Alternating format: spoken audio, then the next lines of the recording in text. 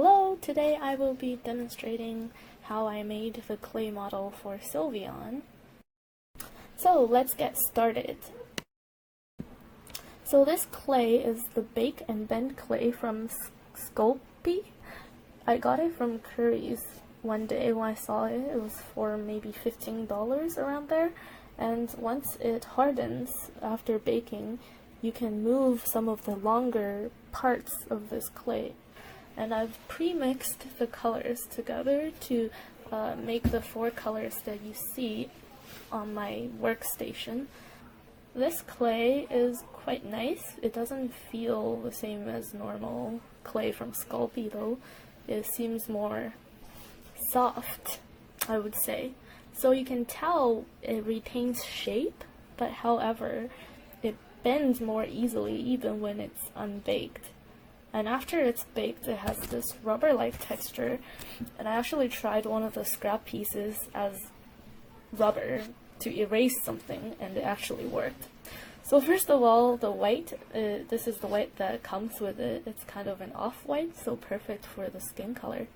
And this is pink that I've mixed, and this is a blue that I've mixed as well. And this is just a lighter blue by adding white to the other one. So now you can take a look at my references. That I first cut the pieces to size, and these 2 pieces on the right would be its front legs and the other 2 would be its back legs. This is the body shape that I rolled, and so it's kind of fatter on the back and thinner in the front. These are the 2 legs that I made. They're kind of just stick-like right now, and the top was white and the bottom was the pink clay kind of put together.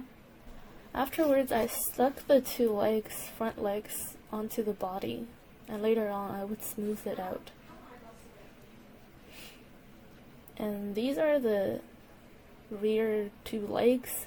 They kind of take the shape of chicken drumsticks, I would say, and afterwards I stuck them on the back as well, and afterwards I smoothed out the parting lines.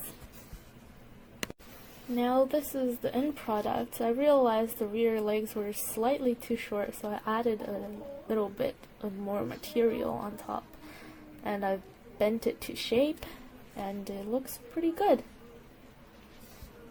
And now I've made the tail as well. It kind of just looks like 2 pieces of rolled clay that I stuck together and shaped into the tail. This is the head. I apologize for not taking this part of the video because I got too excited making it. But eventually I just put some white clay, cut it to shape, rolled it flat, and put it on top of the pink. And also did the same thing with the eyes, and then shaped it properly, and it kind of turned out to be way bigger than I thought it should be, but it worked out fine in the end. Yeah, so Sylveon's eyes are not that large. I made these ears the same method I made the tail, so you just have 2 pieces of clay and you stick them together, and then you carve this little piece on the center for the blue to fit in there. And I made 2 pieces, and they are all to size. Now I've stuck the ears onto the head and also made the highlight in Sylveon's eyes, and it's already looking pretty good. I then added a bow to it and a nose and an indication of a smile on its face. This is when I stuck the head onto the body finally, and it's taking shape. It looks quite good, and it's almost done. I just need to add the ribbons. So these ribbons were made with all of the colors that I had, and it's quite simple. You just cut them out and you flatten them so that they are flat and thin. You cut them thin and you cut the end shape out, just by cutting the triangular shape out of it. Later on, I realized I couldn't stick the ribbons into place with the bow on its head, so I took the bow out. I then baked the 4 ribbons into shape, and I set them onto other pieces of clay to make its shape, and I made sure every single piece has somewhere to go and they're not going to interfere with each other or the body of the model. And finally, this is the final product after I've glued on the ribbons in place and put the bows also into place, and this is what the final product looks like.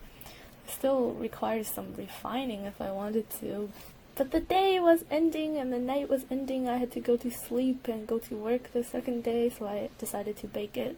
I think it turned out pretty well actually, and I quite like it. Now I put it on my desk and I play with it sometimes, and now I'm just demonstrating that the ribbons are indeed bendable, but that's the only part that could be bent because it's really thin and long.